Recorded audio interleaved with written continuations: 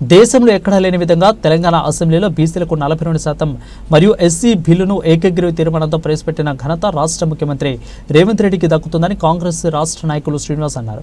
వరంగల్ నగరంలోని పోచమ్మ మైదాన జంక్షన్లో తెలంగాణలో 42% బీసీ బిల్లుతో పాటు ఎస్సీ వర్గీకరణ బిల్లుకు ఆమోదం తెలపడాన్ని హర్షిస్తూ కాంగ్రెస్ నాయకులు బాణసంచా పేల్చి సంబరాలు జరుపుకున్నారు. ఇక రాష్ట్ర ముఖ్యమంత్రి రేవంత్ రెడ్డి దేశంలో ఎక్కడా కూడా చేయని సాహోపేతమైన నిర్ణయాన్ని తీసుకున్నాడని ఈ రోజు అసెంబ్లీలో 42% బీసీ బిల్లుకు ఆమోదం పొందడంతో పాటు ఎస్సీ వర్గీకరణ బిల్లుకు ఆమోదం పొందడాన్ని తీవ్రంగా హర్షిస్తున్నామని రాష్ట్ర ముఖ్యమంత్రి రేవంత్ రెడ్డి నాయకత్వంలో బీసీలకు న్యాయం జరుగుతుందని ప్రజలు నమ్ముతున్నారని శ్రీనివాస్ అన్నారు.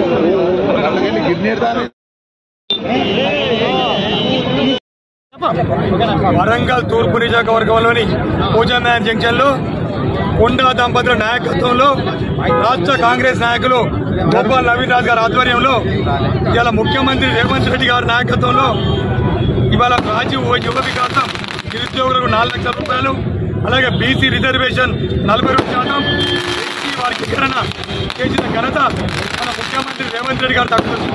ఇలా రాహుల్ గాంధీ గారు మన తెలంగాణలో ఎక్కడ మీకు ధైర్యంగా పెట్టినా ఇలా తెలంగాణ ప్రజలకు సంక్షేమ పథకాలు ఉన్నాయని చెప్పారు.